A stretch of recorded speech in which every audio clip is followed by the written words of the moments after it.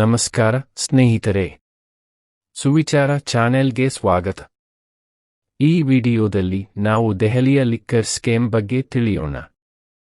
Video ಮುಂದುವರಿಸುವ ಮೊದಲು ನಿಮ್ಮಲ್ಲಿ ಒಂದು ವಿನಂತಿ, ದಯವಿಟ್ಟು ಕೆಳಗೆ ಕಾಣುತ್ತಿರುವ ಸಬ್ಸ್ಕ್ರೈಬ್ ಬಟನ್ ಒತ್ತಿರಿ ಮತ್ತು ನಮ್ಮನ್ನು ಪ್ರೋತ್ಸಾಹಿಸಿ. ನೀವು ತುಂಬಾ ಮಂದಿ ವಿಡಿಯೋ ವೀಕ್ಷಿಸುತ್ತೀರಿ, ಆದರೆ ಸಬ್ಸ್ಕ್ರೈಬ್ ಮಾಡುವುದನ್ನೇ ಮರೆಯುತ್ತೀರಿ. ಈಗಲೇ ದಯವಿಟ್ಟು ಸಬ್ಸ್ಕ್ರೈಬ್ ಹಾಗೂ ಬೆಲ್ ಬಟನ್ ಒತ್ತಿ. ಸ್ನೇಹಿತರೆ, ಭ್ರಷ್ಟಾಚಾರದ ವಿರುದ್ಧ ದನಿ ಎತ್ತಿ ಮುನ್ನೆಲೆಗೆ ಬಂದವರೇ ಇಂದು ಭ್ರಷ್ಟಾಚಾರದ ಆರೋಪದಡಿ ವಿಚಾರಣೆಯನ್ನು ಎದುರಿಸುತ್ತಿದ್ದಾರೆ. ಎಂಥ ವಿಪರ್ಯಾಸವಲ್ಲವೇ? ಇಂತಹ ವಿಷಯಗಳಿಂದ ಜನಸಾಮಾನ್ಯರು ವಿಶ್ವಾಸ ಕಳೆದುಕೊಳ್ಳುವುದಂತೂ ಸತ್ಯ ಅಲ್ಲವೇ? ಇಲ್ಲಿ ನಡೆದದ್ದಾದರೂ ಏನು? ಈ ಆರೋಪಗಳು ನಿಜಾನಾ?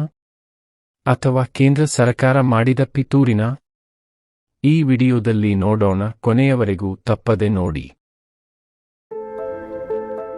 ನೀವು ಅಥವಾ ನಿಮ್ಮ ಮಕ್ಕಳ ಜನರಲ್ ನಾಲೆಡ್ಜ್ ಚೆಕ್ ಅಥವಾ ಕ್ವಿಜ್ ಸ್ಪರ್ಧೆ ತಯಾರಿ ಮಾಡಬೇಕೆನ್ನುವುದಾದರೆ ನಾನು ಒಂದು ಒಳ್ಳೆಯ ಮೊಬೈಲ್ ಅಪ್ಲಿಕೇಶನ್ ನಿಮಗೆ ರಿಕಮೆಂಡ್ ಮಾಡುತ್ತೇನೆ. ಇದರ ಹೆಸರು ಶೂಲಿನಿ AI.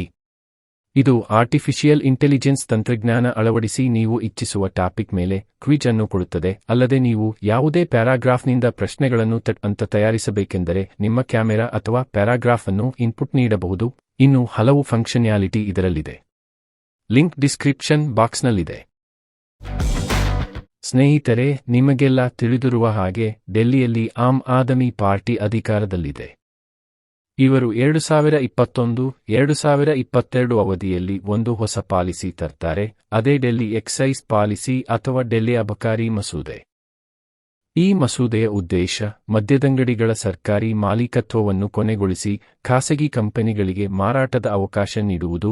ಇದರಿಂದ ಸರ್ಕಾರದ ಬೊಕ್ಕಸಕ್ಕೆ ಭಾರೀ ತೆರಿಗೆ ಆದಾಯ ತಂದುಕೊಡುವುದಾಗಿತ್ತು. ಈ ಮಸೂದೆ ರಾಜ್ಯಪಾಲರ ಅಂಗೀಕಾರವನ್ನು ಪಡೆಯಿತು, ಆದರೆ ಕೆಲವು ಷರತ್ತುಗಳನ್ನು ಹಾಕಲಾಗಿತ್ತು. ಅದೇನೆಂದರೆ, ದೃಢೀಕರಿಸದ ಪ್ರದೇಶದಲ್ಲಿ ಮದ್ಯದಂಗಡಿ ಹೊಸದಾಗಿ ತೆರೆಯಬೇಕಾದರೆ ಡೆಲ್ಲಿಯ ಮಹಾನಗರ ಪಾಲಿಕೆಯ ಅನುಮತಿ ಅಗತ್ಯವೆಂಬುದಾಗಿತ್ತು. ಆವಾಗ ಅಬಕಾರಿ ಇಲಾಖೆಯ ಮಂತ್ರಿಯಾಗಿದ್ದವರು ಮನೀಶ್ ಸಿಸೋಡಿಯಾ. ಇವರು ಈ ಮಸೂದೆಯನ್ನು ತಜ್ಞರ ಜೊತೆ ಚರ್ಚಿಸಿ ಮಂಡಿಸಿದ್ದರು. ಈ ಮಸೂದೆಯು 9,500 ಕೋಟಿ ರೂಪಾಯಿ ಆದಾಯ ತರಬಹುದೆಂದು ಅಂದಾಜಿಸಲಾಗಿತ್ತು. ಇದು ಬಹಳ ಒಳ್ಳೆಯ ಆದಾಯವೇ? ಎಲ್ಲವೂ ಅಂದುಕೊಂಡಂತೆ ಆಗಿದ್ದರೆ ಇದನ್ನು ಸರ್ಕಾರ ವಿವಿಧ ಯೋಜನೆಗಳಿಗೆ ಬಳಸಬಹುದಿತ್ತು. ವಿಪರ್ಯಾಸವೆಂದರೆ ಇಲ್ಲಿ ಒಂದು ಬಹುಕೋಟಿ ಹಗರಣ ನಾಡಿತಿದೆ ಎಂದು ಬಹಳ ದೂರುಗಳು ದಾಖಲಾಯಿತು. ಇವುಗಳಲ್ಲಿ ಅತ್ಯಂತ ಪ್ರಮುಖವೆಂದೆನಿಸಿದ್ದು ಜೂನ್ 2022 ಡೆಲ್ಲಿ ಕಾಂಗ್ರೆಸ್ನ ಮಾಜಿ ಅಧ್ಯಕ್ಷ ಚೌಧರಿ ಅನಿಲ್ ಕುಮಾರ್ ಡೆಲ್ಲಿ ಪೊಲೀಸರಿಗೆ ನೀಡಿದ ದೂರು. ಈ ಮಸೂದೆಗೆ ಡೆಲ್ಲಿಯ ವಿಪಕ್ಷಗಳ ತೀವ್ರ ವಿರೋಧವಿತ್ತು, ಆದಾಗ್ಯೂ ಇದನ್ನು ಜಾರಿಗೊಳಿಸಲಾಯಿತು. ಆದರೆ ದೆಹಲಿಯ ಮುಖ್ಯ ಕಾರ್ಯದರ್ಶಿ ನರೇಶ್ ಕುಮಾರ್ ಅವರು ಈ ಮಸೂದೆಯ ಜಾರಿಯಲ್ಲಿ ಕೆಲವು ಉಲ್ಲಂಘನೆಯಾಗಿದೆ ಎಂದು ರಾಜ್ಯಪಾಲರಿಗೆ ವರದಿ ಸಲ್ಲಿಸಿದರು.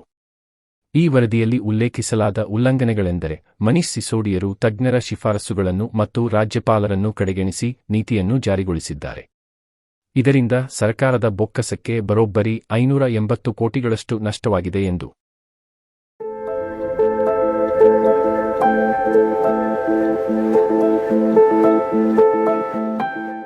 ಎನ್ಫೋರ್ಸ್ಮೆಂಟ್ ಡೈರೆಕ್ಟೋರೇಟ್ನ ತನಿಖೆಯ ಪ್ರಕಾರ ಇಲ್ಲಿ ಸರ್ಕಾರದ ಮಂತ್ರಿಗಳು 6% ಕಿಕ್ ಬ್ಯಾಕ್ ಅಂದರೆ ಲಂಚ ತೆಗೆದುಕೊಂಡು ಮದ್ಯದ ವ್ಯಾಪಾರಿಗಳಿಗೆ 12% ಲಾಭವಾಗುವಂತೆ ಮಾಡಿದ್ದಾರೆ ಎನ್ನಲಾಗಿದೆ.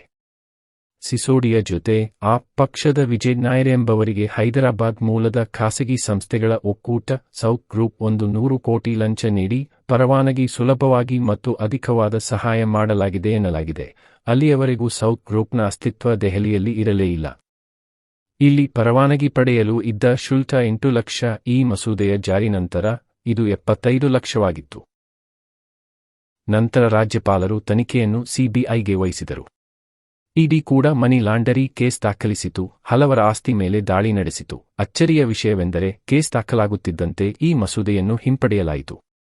ಇದರಲ್ಲಿ ತೆಲಂಗಾಣದ ಮಾಜಿ ಮುಖ್ಯಮಂತ್ರಿಯಾದ ಕೆ. ಚಂದ್ರಶೇಖರ ರಾವ್ರ ಪುತ್ರಿ ಕೆ. ಕವಿತಾ ಮತ್ತು MP ಶ್ರೀನಿವಾಸುಲು ರೆಡ್ಡಿ ಸಿಸೋಡಿಯಾ ಮತ್ತಿತರರನ್ನು ಬಂಧಿಸಲಾಯಿತು.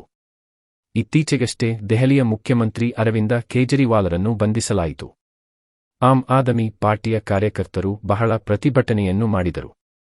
ದೆಹಲಿಯ ಕೋರ್ಟ್ ಅವರಿಗೆ ಎಚ್ಚರಿಕೆಯನ್ನೂ ಕೊಟ್ಟಿತು. ಇದಾದ ಬಳಿಕ ಕೋರ್ಟ್ ಕೇಜ್ರಿವಾಲರನ್ನು ತಿಹಾರ ಜೈಲ್ಗೆ ಕಳುಹಿಸಿದೆ. ಇಷ್ಟಾದರೂ ಕೇಜ್ರಿವಾಲರು ರಾಜೀನಾಮೆ ನೀಡಿಲ್ಲ. ಭಾರತದ ಕಾನೂನಿನಲ್ಲಿ ಇದರ ಬಗ್ಗೆ ಏನೂ ಉಲ್ಲೇಖವಿಲ್ಲವಂತೆ. ಆದರೆ ಸ್ವಲ್ಪವಾದರೂ ನೈತಿಕತೆಯಾದರೂ ಬೇಡವೇ ಮನುಷ್ಯನಿಗೆ? ಏನು ದೌರ್ಭಾಗ್ಯ ದೆಹಲಿಯ ಜನತೆಯದು ಅಲ್ಲವೇ? ನಿಮ್ಮ ಅಭಿಪ್ರಾಯವೇನು? ದಯವಿಟ್ಟು ಕಾಮೆಂಟ್ ಮಾಡಿ. ಕೋರ್ಟ್ನಲ್ಲಿ ಮೊಕದ್ದಮೆ ಇನ್ನೂ ನಡೆಯಲಿದೆ ಮತ್ತು ಇನ್ನಷ್ಟು ಸತ್ಯಾಂಶ ಹೊರಬರಲಿದೆ. ರಾಜಕೀಯ ಕೆಸರೆರಚಾಟ ಜೋರಾಗೆ ನಡೀತಾ ಇದೆ. ಈ ಆರೋಪಗಳೆಲ್ಲವನ್ನು ಸಾಬೀತುಪಡಿಸಲು ಸಾಧ್ಯವೇ ಅಥವಾ ಬೇರೆ ಕೇಸುಗಳ ರೀತಿ ಇದೂ ಕೂಡ ಕೆಲವು ದಿನ ಮೀಡಿಯಾದಲ್ಲಿ ಸುದ್ದಿಯಾಗಿ ನಂತರದಲ್ಲಿ ಟುಸ್ ಆದರೂ ಅಚ್ಚರಿಯೇನಿಲ್ಲ. ನಿಮಗೇನನಿಸುತ್ತೆ? ಕಾಮೆಂಟ್ನಲ್ಲಿ ತಿಳಿಸಿ. ದೆಹಲಿ ಕೋರ್ಟ್ ಕೇಜ್ರಿವಾಲರಿಗೆ ಬೈಲ್ ನಿರಾಕರಿಸಿದೆ. ಇದು ಇವರಿಗೆ ಭಾರೀ ಹಿನ್ನಡೆಯಾದಂತಾಗಿದೆ. ಇದಾಗಿತ್ತು ವೀಕ್ಷಕರೇ ಡೆಲ್ಲಿ ಲಿಕ್ಕರ್ ಸ್ಕಾಮ್ ಕುರಿತಾದ ವಿಡಿಯೋ. ಇಷ್ಟವಾಗಿದ್ದಲ್ಲಿ ಇದನ್ನು ನಿಮ್ಮ ಪ್ರೀತಿಪಾತ್ರರೊಂದಿಗೆ ಶೇರ್ ಮಾಡಿ ಮತ್ತು ಲೈಕ್ ಮಾಡಿ. ದಯವಿಟ್ಟು ಸಬ್ಸ್ಕ್ರೈಬ್ ಮತ್ತು ಬೆಲ್ ಗುಂಡಿಯನ್ನು ಒತ್ತಿರಿ. ಮುಂದಿನ ವಿಡಿಯೋದಲ್ಲಿ ಇನ್ನೊಂದು ವಿಷಯದೊಂದಿಗೆ ನಿಮ್ಮ ಮುಂದಿರುತ್ತೇವೆ. ಖುಷಿ ಹಾಗೂ ಆರೋಗ್ಯವಾಗಿರಿ ಎಂದು ನಮ್ಮ ಹಾರೈಕೆ. ಧನ್ಯವಾದಗಳು.